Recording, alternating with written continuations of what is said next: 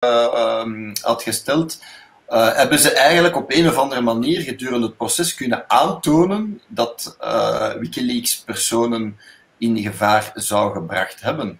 Of is dat echt nog, hebben ze daar nog altijd geen poot om op te staan?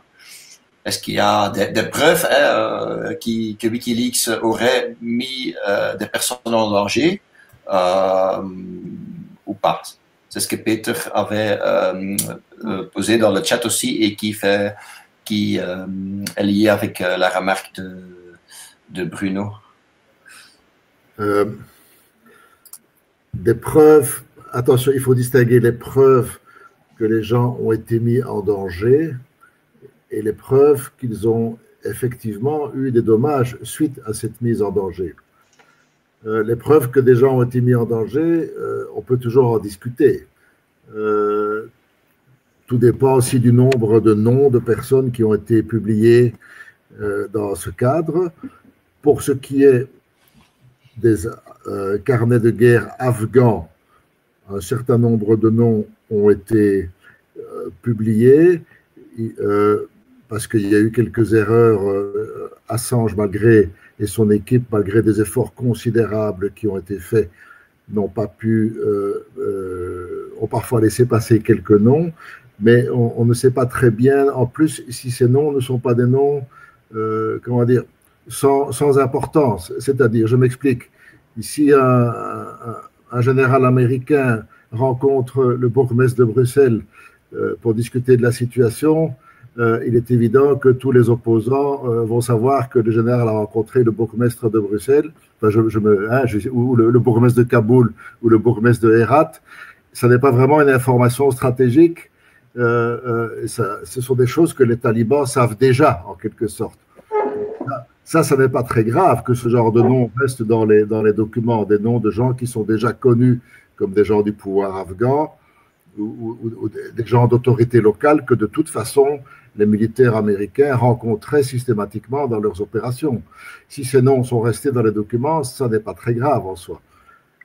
Si ce sont des noms de gens qui vraiment ont désigné aux opérateurs américains, à l'armée américaine, dans un village, une cache d'armes, etc., ou des choses comme ça, ou sont rémunérés pour ça, ou des choses comme ça, c'est autre chose, évidemment. Mais en général, les talibans savent assez bien, en général, qui rencontre les armées sur le terrain ou pas. Alors, il y a la deuxième remarque, c'est qui a mis les vies en danger.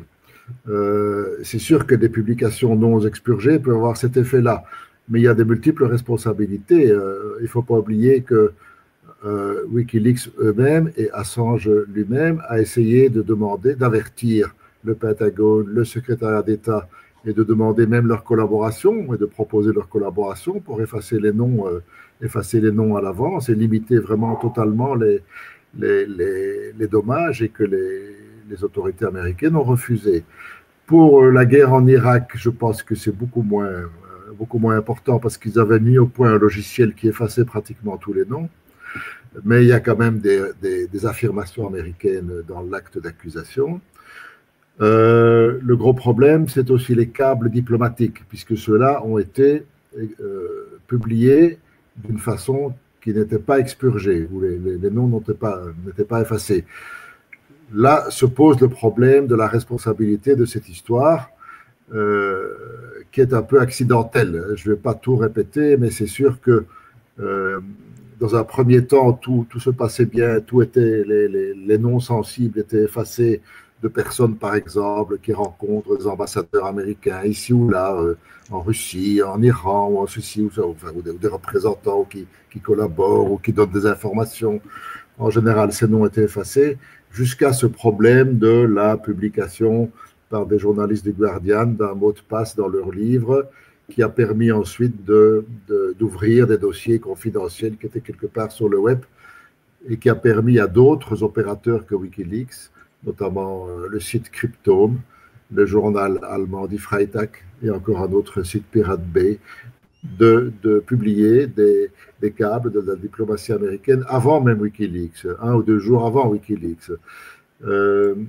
Et là, voilà, il y a toute une controverse là sur qui porte la responsabilité finale de ce misverstand, de cette erreur, van dit vergissing. Er was een grote vergissing daar. Hein. On dit que c'est un peu accidentel, si vous voulez. Ça, c'est la première partie des choses. La deuxième partie, c'est que le risque ne signifie pas non plus que l'ensemble de la sécurité des États-Unis ou des armées américaines ait été mis en danger. Il ne signifie pas non plus qu'il y ait eu des dommages effectifs. La question, c'est que l'accusation n'a pas pu apporter d'exemples de personnes tuées, assassinées ou disparues à cause de ces révélations, à cause de Wikileaks. Donc, il faut distinguer le risque et le risque réalisé. Il faut distinguer aussi qui est responsable du risque au départ. Marc, est-ce que cette question n'a pas été aussi posée lors du procès de Chelsea Manning et déjà réglée en partie? Alors, la question avait été posée lors du procès de Chelsea Manning. Le général représentant l'armée américaine est venu à ce procès et a dit « Non, nous n'avons pas d'exemple ». Il a été incapable de citer un exemple. Oui, ils ont cité un exemple d'une personne assassinée et puis après, ils ont dû revenir en arrière parce que c'était une erreur qui n'avait rien à voir avec Wikileaks. Voilà. Maintenant, moi, je n'exclus pas qu'il y ait eu des problèmes. Hein. Je ne peux pas l'exclure. Mais dans un processus juridique, il faut toujours avoir suffisamment d'éléments pour montrer et pour prouver, quoi. Donc,